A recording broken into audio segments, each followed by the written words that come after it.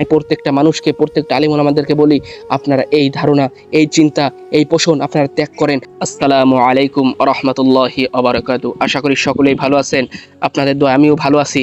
আজকে আমি কিছু মৌলবীদের, কাঠ মৌলবীদের নিয়ে কথা বলবো, যারা কি ইসলামের প্রত্যেকটা বিষয় তারা বাপদাদারকে সম্পর্কিত করে, তারা বাপদাদাদেরকেই কি মনে করেন তারা ইসলামের কি মাপকাঠি, কিন্তু তারা ইসলামের মাপকাঠি না। শিল্পী মশিউর রহমান একটা গজল গেয়েছেন, প্রত্যেকটা লাইন আমি কি শুনেছি, প্রত্যেকটা লাইন আমি ধারণা করার চিন্তা করেছি, আমি প্রত্যেকটা লাইন চিন্তা করেছি যে এই লাইনগুলোকে আসলে কোরআন সুন্নাহর ব্যতিক্রম নাকি অন্য কিছু।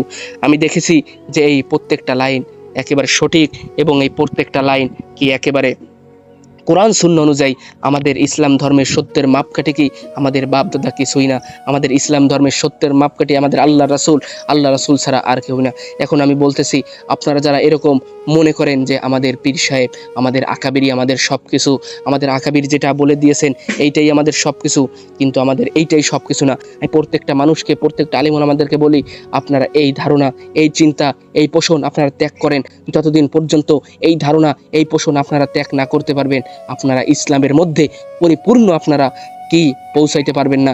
আজকে আমাদের সমাজে, বাংলাদেশে আজকে আমাদের পরিস্থিতি এরকম কেন? পরিস্থিতি একটা কারণে এরকম যে মানুষ, আমরা ভাবি যে কি আকাবিররাই সব কিছু, ইসলামের মাপকাঠি আকাবির কিন্তু না। ইসলামের মাপকাঠি আল্লাহ রাসূল এবং আল্লাহর রাসূল। ইসলামের মাপকাঠি আল্লাহ এবং আল্লাহর রাসূল, এছাড়া ইসলামের মাপকাঠি কোনো কিছুই হতে পারে না। আল্লাহ রাসূল ছাড়া ইসলামের কোনো মাপকাঠি হতে পারে না। আজকে যারা আমরা আকাবির পূজারি করছি, আমি প্রত্যেকটা মানুষকে বলি, আপনারা এখনো ভুল পথে আছেন, এখনো আপনারা ইহদিনাস সিরাতাল মুস্তাকিমের পথে নাই।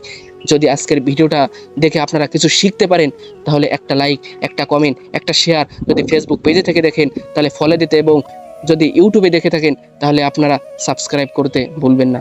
ধন্যবাদ।